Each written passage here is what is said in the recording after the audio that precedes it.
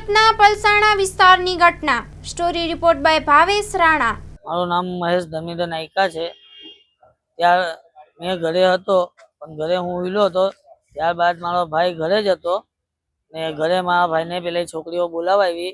તો મારી મમ્મી પણ ત્યાં જ હતી. મારી મમ્મીએ પણ ના પાડ્યું એને નહીં લઈ જાઓ. તો પણ પેલી છોકરી 2-3 વાર મારા ઘરે આવી ને એને લઈ ગયા કે મારી બર્થડે છે, કે આપણે ફરીને આવીએ, ઉધના જવાનું છે એમ કરીને ડાયરેક્ટ એ લોકો આપણે પલસાણા હાઈવે પર લઈ ગયા.